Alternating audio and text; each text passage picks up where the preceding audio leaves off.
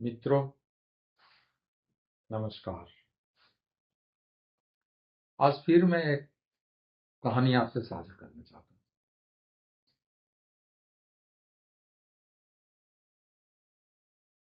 पढ़ रहा था, एक फकीर था। वो अपने रास्ते में एक जगह जहाँ उसके निवास करता था, वहीं पर वो बैठा रहता था।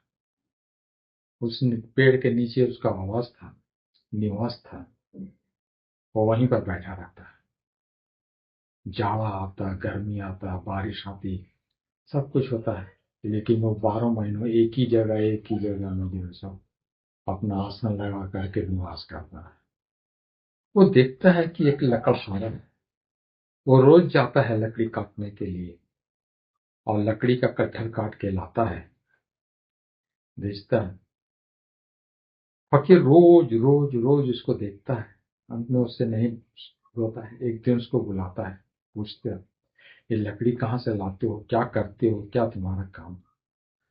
तो बोलता है कि लकड़हारा बताता है कि मैं गरीब लकड़हारा हूँ और मैं जंगल से लकड़ी काट करके लाता हूँ। जिसे जरूरत होता है मैं उसे बेच देता हूँ और उससे जो धन मिलता है मैं अपने परिवार, पति पत्नी, बच्चों का जीवन निर्वाह करता हूँ, खाना पीना कपड़ा लत्ता इत्यादि पूरा करता हूँ।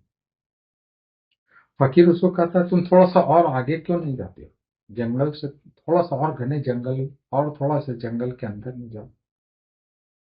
लकड़हारा कहता है कि और अंदर जाकर के क्या होगा, मेरा यहीं से गुजारा हो सकता है। फकीर उस पर थोड़ा सा दबाव देता है कि आप अंदर तो जाओ, देखो तो क्या है। फकीर की बात वो लकड़हारा सुनता है, मानता है कि जब फकीर इतने दबाव के साथ में इतना प्रेस से हमको कह रहा है तो शायद इसमें कुछ रहस्य है। वो अंदर जाता है और अंदर जाता है। उसे देखता है कि वहां तो चंदन का वन है। साधारण लकड़ी के बजाय वो तो चंदन की लकड़ियों के वन में पहुंची है। और अब वो चंदन के वन से चंदन काट काट के लाने लगा। अब उसे गट्ठर लाने की जरूरत नहीं है, कम लकड़ी लाता है, चंदन की कम लकड़ी लाता है और साधारण लकड़ी से कई ज्यादा मूल्य पर उसे बेच देता है। उसके दिन बदलने लगे, दिन सुधरने लगे। वो बराबर जाता है और चंदन काट के लाने लगता है। अब उसके दिन बदलने लग गए, परिस्थिति बदलने लगी। लेकिन फकीर है, फिर उसने पूछा, उसने बोला कि अब चंदन काट रहे हो? बोला जी गुरु जी, आपकी दया, आपने बताया। बोला और आगे क्यों नहीं जाते हो? बोला और आगे क्या है? बोला और आगे जाओ और देखो क्या है। इस बार तो उसे चंदन मिला था तो वो था कि वो जो फकीर है वो जब भी कहता है तो कुछ रहस्य नहीं कहता है, जरूर कुछ बात होगी।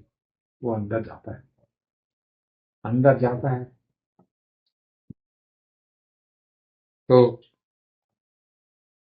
वो क्या देखता है आगे? चांदी की खदान है। अब वहां से चांदी लाने लगा। अब चंदन कितना भी महंगा हो, चांदी से महंगा नहीं। अब वो वहां से चांदी लाता है और चांदी बेचता है।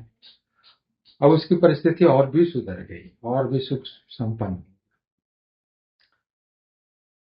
और अब जा करके जितनी जरूरत होती है, अब उसे रोज जाने की भी जरूरत नहीं है।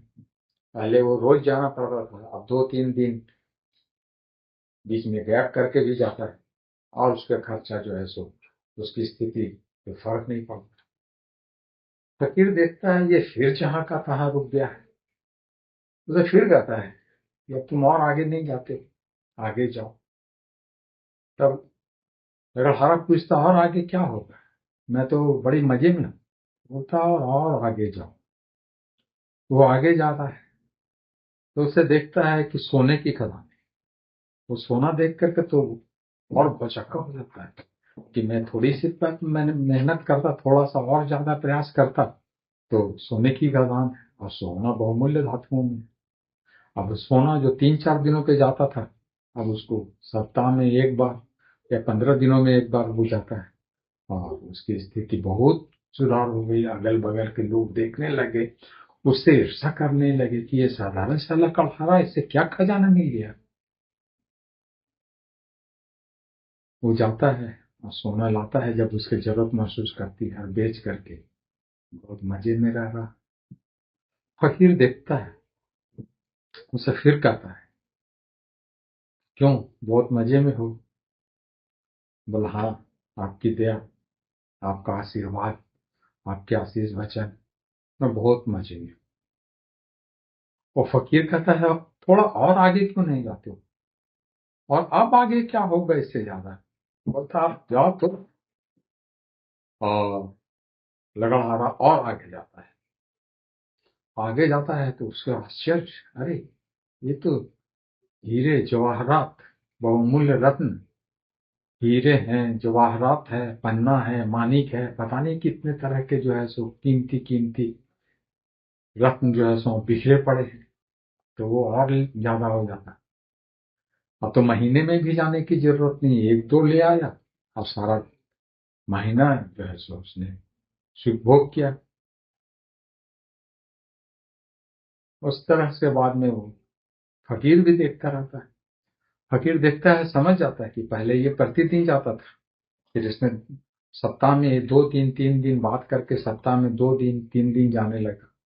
उसके बाद में सप्ताह में 1 दिन, फिर 15 दिनों पर 1 दिन, फिर महीने 1.5 महीने में मिली, अब तो और कम जा रहा है।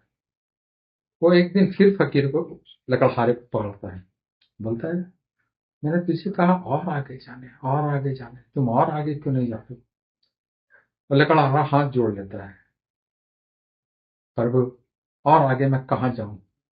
जो दुनिया के बहुमूल्य रत्न है, मैं उनके रत्न, उन खदानों में अंदर में दौड़ता हूँ, देखता हूँ, घूमता हूँ, उसका इस्तेमाल करता हूँ। आम आदमी तो पहुंच के बाहर है जो चीज जहां पर मैं कर रहा हूँ, और मुझे क्या चाहिए? फकीर कहता है कि मेरे को देखो, मैं उस सबसे ऊपर। बोला, क्या है? बोला, परम मौन, परम शांति। अगर कुछ और जाओ, इससे ऊपर जाओ, तब तुम भी फकीर हो जाओगे। परम आनंदी, परम मौन।